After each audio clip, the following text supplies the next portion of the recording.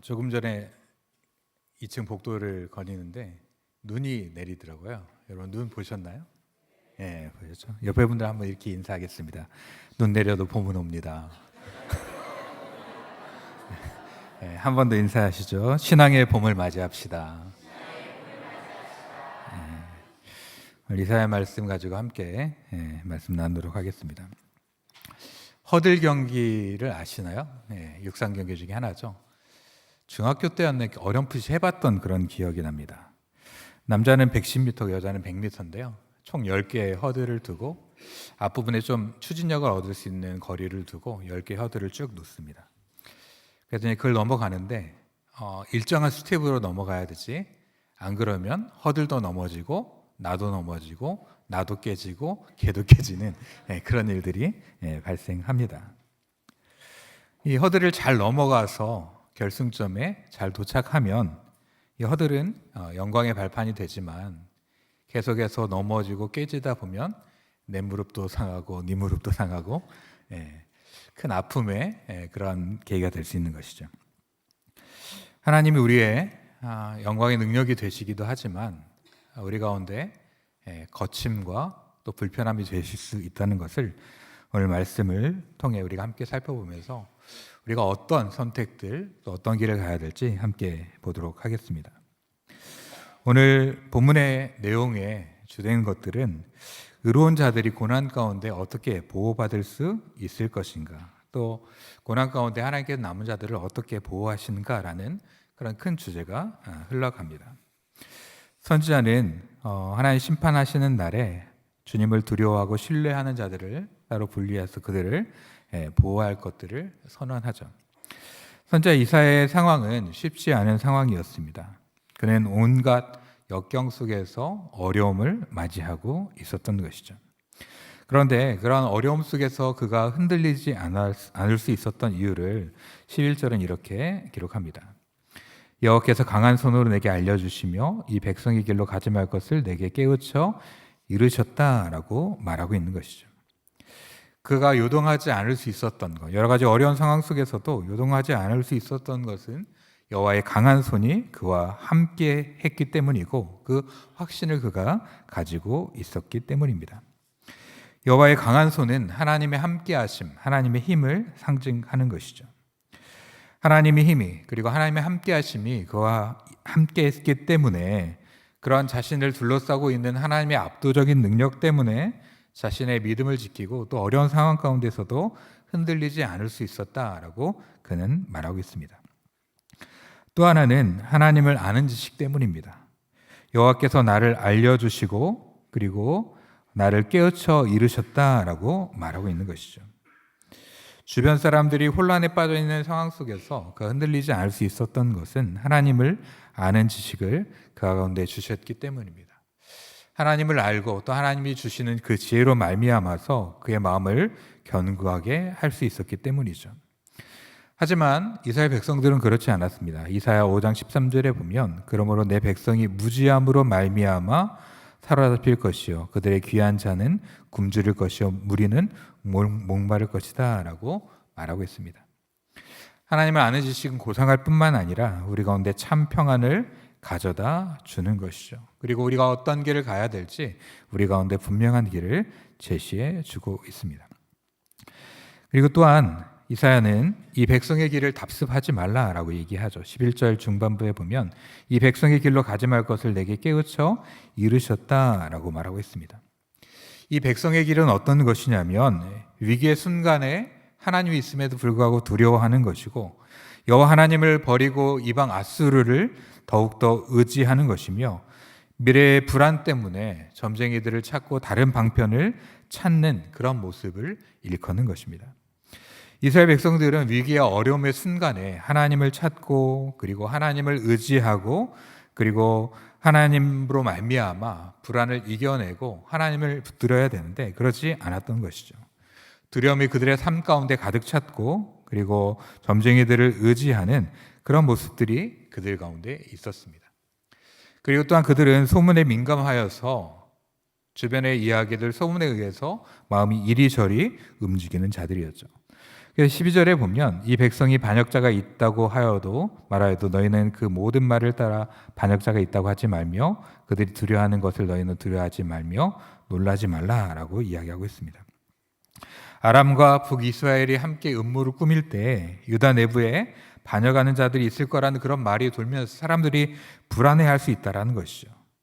그래서 사람들이 그 불안함으로 말미암아 심리적인 공황을 느끼는 것에 대비해서 그런 것들을 막으라고 이사야에게 선포하십니다. 두려움과 놀람은 하나님을 신뢰하지 못하고 그리고 오직 인간 세상만을 바라볼 때 나타나는 현상인 것이죠. 하나님을 신뢰하게 된다면 상황이 어렵고 또 좋지 않은 이야기들 또 여러 가지 변수가 생긴다 할지라도 하나님으로 말미암아 두려워하지 않고 놀라움 가운데 빠지지 않을 수 있는 것입니다. 하지만 하나님이 그들의 마음 가운데 없었고 들리는 소문들과 상황에 더욱더 민감하기 때문에 그들이 두려워할 것을 아시고 하나님께서 이사야를 통해서 그런 말들 때문에 두려워하지 않도록 그들을 이끌어가라라고 말씀하고 있는 것이죠. 이 말씀에 이스라엘 백성들과 하나님 사이의 거리를 느낄 수 있는 것이죠. 하나님의 언약 백성이었고 언약 백성이라고 자부했던 그들이었지만 어느덧 이방인처럼 하나님이 없는 자들처럼 그렇게 살아가는 그들의 모습이 드러나 있습니다. 그 시대의 상황 속에서 그 시대의 생각에 휩쓸리며 그 시대의 두려움과 그리고 그 시대의 가치 가운데 흔들리는 그들의 모습을 보게 되는 것이죠. 우리 역시도 하나님을 붙들지 않으면 이 세상의 흔들림 속에서 흔들릴 수밖에 없습니다. 이 세상 사람들이 이야기하는 것, 이 세상 사람들이 주로 생각하는 생각들, 그들이 겪는 두려움들, 그들이 느끼는 그런 만족들, 이런 것들을 따라갈 수밖에 없는 것이죠. 이 세상 사람들이 좋아하고 따라가는 그 시대의 풍조가 아닌 하나님으로 말미암아 하나님을 의지하고 또 하나님과 더불어 살아가는 저와 여러분이 될 수 있기를 주의 이름으로 축원합니다. 이러한 것들을 하지 말라라고 하신 후에 하나님께서 이렇게 하라라고 얘기하시는 게 있는데 우리 13절 말씀 같이 한번 읽겠습니다. 시작.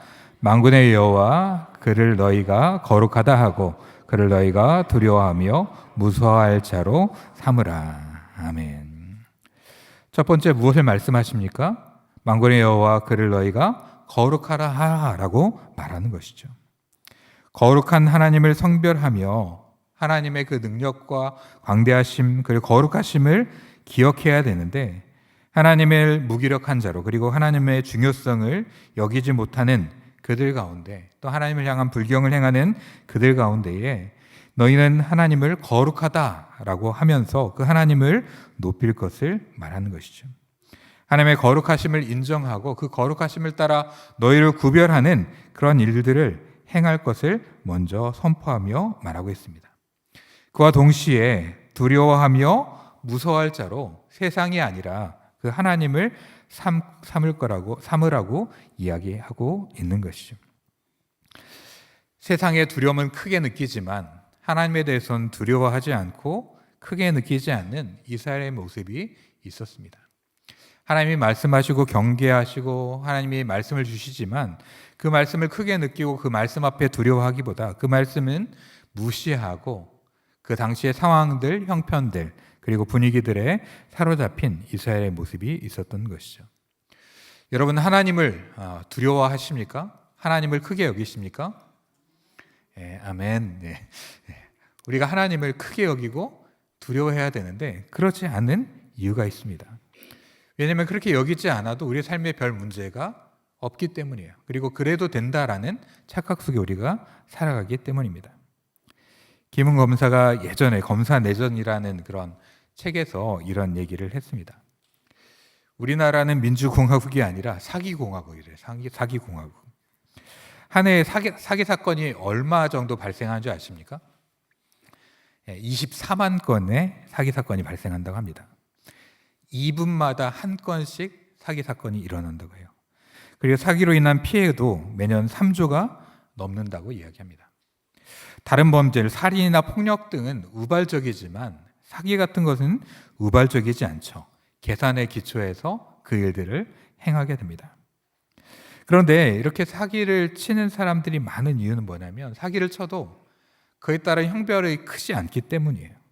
보석으로 풀려나거나 구속적부심이 이루어지거나 집행유예가 나오거나 또는 가석방을 받을 수 있다고 합니다.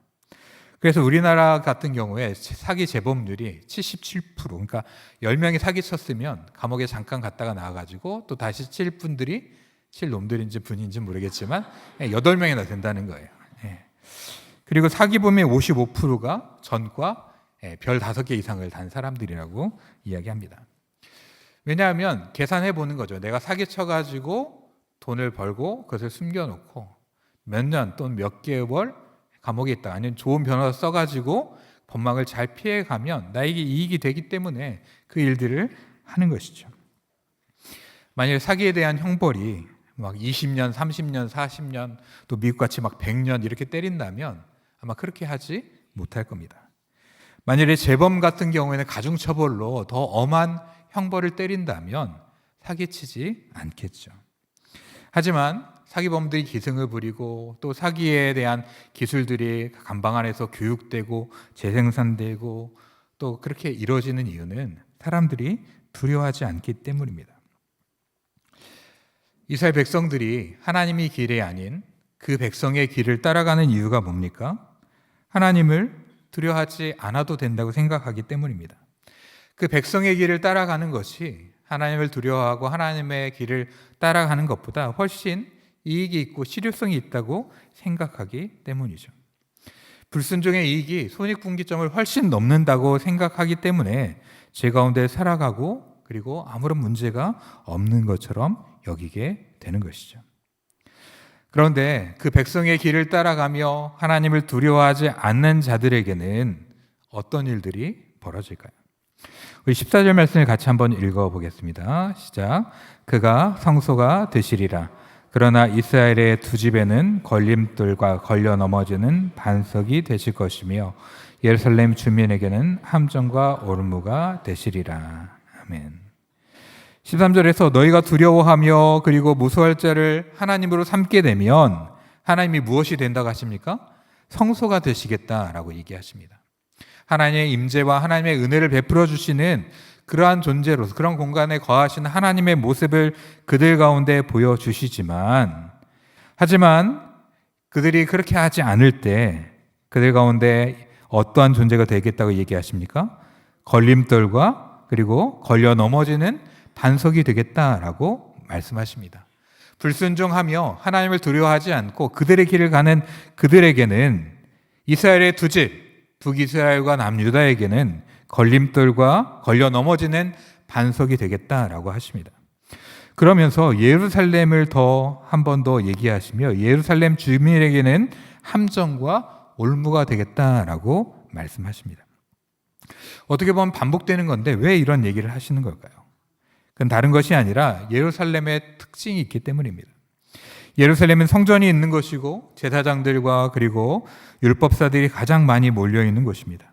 그리고 다윗의 왕통이 있는 정실 왕통이 있는 그러한 곳이고 그리고 또한 그곳에 있는 사람들은 하나님의 은혜를 어느 것보다 많이 받은 사람들이었습니다. 그렇기 때문에 다른 백성들보다 더 하나님을 의지하고 하나님을 신뢰해야 됐지만 그들은 그렇게 하지 않았죠. 가나안 땅에서 행하는 그런 우상 숭배자들과 마찬가지로 하나님과 상관없이 불신앙적인 그런 삶을 살아갔던 것이죠. 그렇기 때문에 그들 가운데 걸림돌과 그리고 넘어지는 반석이 되실 뿐만 아니라 그들 가운데 함정과 올무가 되겠다라고 말씀하고 있는 것이죠. 그들을 재난 가운데 빠뜨리고 그들을 어려움 가운데 빠뜨리겠다라고 말씀하십니다. 그러면서 15절 보니까 많은 사람들이 그로 말미암아 걸려 넘어질 것이며 부러질 것이며 덫에 걸려 잡힐 것이다 라고 말하고 있습니다. 걸려서 넘어지고 그리고 깨져버리고 덫에 걸려 완전히 사로잡히는 그러한 일들이 그들 가운데 일어날 것이다 라고 말하는 것이죠. 전쟁의 상황이 발생하고 사륙이 일어나고 그리고 그들이 이방 땅으로 포로로 사로잡혀가는 그런 일들이 나타날 것이다 라고 말씀하고 있는 것이죠. 하나님을 신뢰하고 붙잡고 하나님을 두려워한 자들에게는 하나님의 영광의 장소가 되어주시지만 그것을 깨닫지 못하는 그들에게는 오히려 걸려 넘어지는 걸림돌이 되고, 그리고 또한 그들을 파멸하는 그러한 파멸의 반석이 되실 수 있다는 것이죠. 이러한 생각과 교훈은 신약에도 이어집니다. 마태복음 21장 43절과 44절에 보면 내가 너에게 이르노니 하나님의 나라를 너희는 빼앗기고 그 나라 열매 맺는 백성이 받으리라. 이 돌 위에 떨어지는 자는 깨지겠고 이 돌이 사람 위에 떨어지면 그를 가루로 만들어 흩으리라 라고 말씀하셨고요. 로마서 9장 33절에 보면 기록된 바 보라 내가 걸림돌과 거치는 바위를 시온에 두노니 그를 믿는 자는 부끄러움을 당하지 아니하리라 함과 같으리라 라고 말하는 것이죠. 하나님을 받아들이고 하나님의 그 길 가운데 서가는 자들에게는 하나님께서 그들을 붙드시며 그들을 보호하시지만, 그렇지 않은 자들에게는 하나님의 걸림돌이 되시며 그리고 넘어뜨리는 반석이 되겠다라고 말씀하고 계시는 것이죠. 결국은 우리가 하나님을 향한 어떠한 태도를 가지느냐에 따라서 하나님의 반응이 다를 수 있다는 겁니다. 우리가 하나님을 두려워하며 하나님의 길을 가게 될 때는 우리의 보호자가 되시며 능력이 되시지만, 계속해서 말하고 그리고 그들을 가르치고 그들에게 권면해도 그들이 듣지 않으면 파멸에 던지는 반석이 되며 그들을 얽어매는 올무가 되실 거다라고 말씀하고 있는 것이죠. 하나님을 향한 우리의 태도를 바로 세우고 오직 하나님만 붙드는 저와 여러분이 되기를 주의 이름으로 축원합니다. 그럴듯한 세상의 방법들, 세상의 상황들, 세상의 이해들이 있지만 이해되지 않아도 하나님의 그 길을 붙들고 하나님의 말씀을 붙들고 가는 자들에게 하나님께서 은혜 베풀어 주실 줄 믿습니다. 이러한 중차대한 상황이라면 그럼 너희가 좀 깨닫고 하나님의 말씀을 들어라, 하나님의 길로 돌이켜라 이렇게 말씀하실 것 같은데 그렇게 말씀하지 않으시고 이상한 말씀을 하십니다. 우리 16절 말씀 같이 한번 보겠습니다. 시작. 너는 증거의 말씀을 싸매며 율법을 내 제자들 가운데 봉합하라. 아멘. 우리 한 번 더 볼까요? 자, 너는 증거의 말씀을 싸매며 율법을 내 제자들 가운데 봉합하라. 아멘. 뭐라고 얘기하십니까? 증거의 말씀을 싸매며 율법을 내 제자들 가운데서 봉함하라 라고 얘기하시는 것이죠. 말씀을 들려주시고 깨닫게 해주셔야 될 것 같은데 그렇게 하지 않으시는 거예요. 말씀을 싸매라, 그것을 봉함해라, 가려버려라 이렇게 얘기하십니다. 무슨 의미가 있는 걸까요? 첫 번째는 유다 백성이 더 이상 하나님의 계시의 말씀을 들을 자격이 없다라는 것이죠. 그에게 더 이상 경고니 희망이니 이런 것들을 말해도 그들이 듣지 않을 거기 때문에 더 이상 그들에게 말하지 말라라는 것입니다. 그리고 봉함한다는 것은 나중에 그것을 증거로 제시한다는 것이죠. 이사야가 받은 그 계시의 말씀이 훗날 성취될 때 그 말씀을 잘 가려두었다가 그것을 증거로 삼으라라고 말씀하는 겁니다. 가치 있는 것을 가치 있는 존재에게 주어야 됩니다. 개 돼지에게 주어서는 안 되는 것이죠. 마태복음 7장 6절에 보면 거룩한 것을 개에게 주지 말며 너희 진주를 돼지 앞에 던지지 말라. 그들이 그것을 발로 밟고 돌이켜 너희를 찢어 상하게 할까 염려하라 라고 말하고 있습니다. 하나님의 복음의 가치들, 말씀의 가치를 아는 자들에게는 그것이 가치이지만 그것을 깨닫지 못하는 자들에게는 그것을 팽개치고 그리고 그것의 가치를 깎아낼 것이기 때문에 그렇게 하지 말라, 더 이상 전하지 말라라고 말씀하는 것입니다. 또 하나는 듣고 싶어도 듣지 못하는 그때가 올 수 있다는 것이죠. 여러분이 말씀을 못 듣게 되는 상황이 올 거라는 상상을 하십니까? 네. 내일 하나님의 말씀을 듣지 못하는 일이 일어날까요? 네, 절대로 일어나지 않을 거라고 우리가 생각하죠. 아마 이스라엘 백성들도 그랬을 겁니다.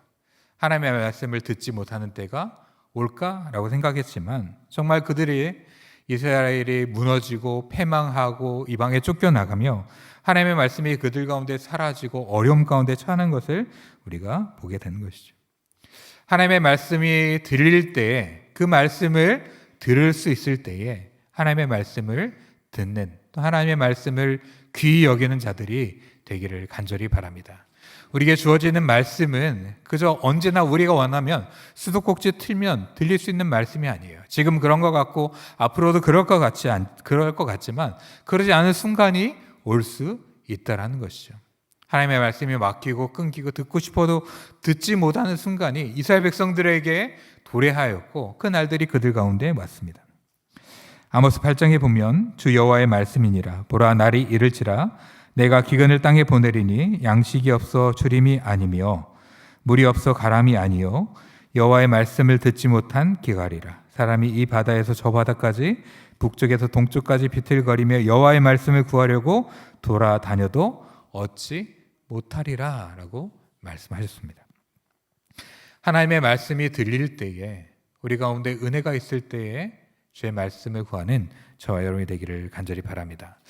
우리가 금요일에도 또 주일 오전에도 했지만 지금 경북 지역 산불로 인해 가지고 불이 교회를 전소하고 가정을 전소한 분들이 있잖아요. 그분들 말씀이 들으겠습니까? 정말 그 애통함과 그리고 처절히 무너진 것 속에서 예배를 드리지 못하는 그런 상황들이 펼쳐진다는 것이죠. 아마 몇 주 전만 해도 이런 날이 올 거라고 생각하지 못했을 겁니다. 이와 같이 갑자기 불현듯 어느 순간에 우리 가운데 이런 날이 임할 수 있기 때문에 하나님의 말씀을 들을 수 있을 때에 듣고 또 그 말씀이 들릴 때에 귀히 여기는 저와 여러분이 되기를 간절히 바랍니다. 하나님은 그의 얼굴을 감추시는 분이 아닙니다. 민수기 6장 보면 여호와는 그 얼굴을 내게 비추사 은혜 베푸시기 원하며 여호와는 그 얼굴을 내게로 드사 평강 주시기를 원한다라고 얘기하시는데 그 하나님이 야곱의 집에 대하여 얼굴을 가리신다라고 말합니다. 계시가 그들 가운데 끊기고 하나님의 은총이 그들 가운데서 끊기는 일들이 발생한다는 것이죠. 그런데 그런 상황 속에서도 이사야는 뭐라고 말합니까? 나는 기다리며 그를 바라보리라 라고 말하고 있는 것이죠. 이스라엘의 어려운 상황들, 그리고 많은 사람들이 하나님을 보지 않고 하나님께서도 이제 그의 얼굴을 가리시는 그 시기가 된다 할지라도 나는 여호와를 기다리며 여호와를 바라보며 여호와를 의지하겠다라고 말하고 있는 것이죠. 여호와께서 그 백성에게 낯을 가리실지라도 나는 여호와를 굳게 의지하겠다라고 고백하는 이사야의 고백을 우리가 보게 됩니다. 그러면서 이사야는 보라 이렇게 외칩니다. 18절 한번 같이 보겠습니다. 자, 보라, 나와 및 여호와께서 내게 주신 자녀들이 이스라엘 중에 징조와 예표가 되었나니 이는 시온산에 계신 만군의 여호와께로 말미암은 것이니라. 아멘. 그 두 자녀 이야기를 합니다. 이사야의 첫째 이름은 스알 야숲이고 둘째는 마알살렐 하스바스라는 이름입니다. 그 의미는 남은 자가 돌아온다라는 첫째의 의미와 노략이 속히 온다라는 그런 의미를 가지고 있는데요. 그 이 두 아들을 통해서 이 남유다 백성들이 바벨론 포로가 되어서 잡혀갈지라도 다시 돌아오게 될 것이고, 그리고 노략이 속히 오는 것처럼 이스라엘 백성들에게 그들을 향한 심판의 경고가 분명하게 임할 것이다 라는 그 말씀을 다시 새기며 경고하고 있는 것이죠. 그러면 이런 상황 속에서 이스라엘 백성들은 어떻게 해야 되며 우리는 어떻게 해야 될까요? 19절과 20절을 통해서 그 말을 우리 가운데 제시합니다. 우리 19절, 20절 같이 한번 보겠습니다. 자, 어떤 사람이 너에게 말하기를 주절거리며 속살거리는 신접한 자와 마술사에게 물으라 하거든 백성이 자기 하나님께 구할 것이 아니냐 산 자들 위하여 죽은 자들에게 구하겠느냐 하라. 마땅히 율법과 증거의 말씀을 따를지니 그들이 말하는 바가 이 말씀에 맞지 아니하면 그들이 정녕 아침빛을 보지 못하고. 아멘. 너희가 하나님이 아닌 신접한 자들과 마술사에게 물으라라고 하는 그러한 분위기가 무르익고 그런 상황이 될 때 너희가 어떻게 하라고 얘기합니까? 백성이 자기 하나님께 구할 것이 아니냐. 산자를 위하여서 어찌 죽은 자에게 구할 수 있느냐. 살아계신 하나님께 구하라라고 말하는 것이죠. 마땅히 율법과 증거의 말씀을 따르라라는 그러한 태도를 너희가 가지라라고 말하고 있습니다. 하지만 이스라엘 백성들은 그렇게 하지 못했고 그리고 그 뒤에 얘기를 보면 그들 가운데 흑암이 일어나고 그들이 패망과 고통 가운데 거하게 될 것을 말하고 있는 것이죠. 패트릭 몰리는 어떻게 살 것인가 라는 책에서 현대 그리스도인들이 세 가지 빈곤한 가치를 추구한다라고 얘기합니다. 첫 번째 빈곤한 가치는 개인적 평안을 추구한다는 거예요. 나 혼자만 평안하면 된다는 그 가치를 추구하며 사람들이 살아가면서도 그것이 마치 진리인 것처럼, 그리고 기독교의 가치인 것처럼 추구하며 산다는 겁니다. 또 하나의 가치는 풍요를 추구하며 산다는 겁니다. 물질이 있으면 복을 받은 것이고 물질이 있으면 된다는 그러한 빈곤한 가치관 속에서, 그러한 빈곤한 복음 속에서 그들이 살아간다는 것이죠. 그리고 문화적인 기독교를 추구하며 산다고 이야기합니다. 자기가 추구하는 하나님을 하나님으로 삼고 절대적인 하나님을 상대적인 하나님으로 삼고, 그리고 맑은 물에 잉크가 한두 방울이 아니라 잉크가 쏟아지는데도 불구하고 맑은 물이라고 주장하는 그러한 문화적인 기독교의 가치를 추구하며 살아갈 것이다 라고 이야기합니다. 참으로 많은 것들이 혼란하고 그리고 어려운 시대를 우리가 살아가고 있습니다. 이러한 시대 속에서 세상의 가치가 아니라 오직 하나님을 붙들고 또 하나님의 가치를 의지하며 살아가는 저와 여러분이 되기를 간절히 바랍니다. 말씀을 맺겠습니다. 오늘 말씀을 통하여서 우리는 정말 무엇을 두려워할 것인가 생각해 보면 좋겠습니다. 세상의 모든 사람들이 추구하는 것, 세상이 두려워하는 것을 두려워하는 것이 아니라 진정으로 두려워할 하나님을 두려워하는 저와 여러분이 되기를 간절히 바랍니다. 말씀을 향한 우리의 태도가 새로워지면 좋겠습니다. 우리에게 주신 그 귀한 말씀을 너무나 당연하고 가치 없는 것으로 여기지 않고, 그 말씀이 언제나 우리 가운데 들리는 것이 아니라 그 말씀이 끊어질 날이 있을 수 있다는 생각을 하며 우리에게 주신 말씀을 귀하게 여기고 그 말씀을 붙잡고 살아가기를 바랍니다. 그리고 세상의 가치가 아니라 하나님의 말씀을 따라서 어찌 살아있는 자가 죽은 자에게 묻겠느냐, 살아계신 하나님께 묻지 않고 어찌 죽어있는 세상의 것에 묻겠느냐라고 그렇게 외치며 하나님의 말씀을 붙잡는 저와 여러분이 되기를 간절히 바랍니다. 우리가 걸림돌이 아닌 성전이 되시며 우리 가운데 능력이 되시는 하나님을 경험하기를 원합니다. 더 어려져 가는 세상 속에서 성전 되신 그분을 붙들고 믿음 가운데 견고하게 서는 우리 모두가 되기를 주의 이름으로 축원합니다. 함께 기도하겠습니다. 사랑과 은혜의 주님, 오늘도 우리를 불러주시고 하나님 앞에 예배할 수 있도록 인도하여 주시니 감사합니다. 너무나 익숙하여서 이 예배가 당연하게 여겨지지만 하나님, 주님께서 이 예배의 시간을 얼마든지 갖지 못하게 하실 수 있고 우리에게 은혜의 순간들이 끊어질 수 있음을 생각하게 하시사 우리에게 주어진 순간순간들을 귀히 여기고 예배를 감사히 여기며 우리의 마음과 뜻과 힘을 다해 하나님께 예배하는 하나님의 귀한 백성들이 되게 하여 주시옵소서. 하나님이 우리의 성전 되시며 역사하시는 능력이 되시기를 원합니다. 우리의 불순종과 반역으로 말미암아 하나님이 우리 가운데의 걸림돌과 거치는 반석이 되지 아니하도록 우리의 발걸음을 지혜롭게 인도하여 주시옵소서. 하나님 아버지, 주님께서 어려운 시대 가운데 우리를 부르시고 계신 줄 믿습니다. 이 시대 가운데에 하나님의 사람으로, 하나님의 말씀을 귀히 여기는 자들로, 하나님의 말씀을 붙잡는 자들로 견고하게 설 수 있도록 우리를 인도하여 주시옵소서. 거룩하신 예수님의 이름으로 간절히 기도합니다. 아멘.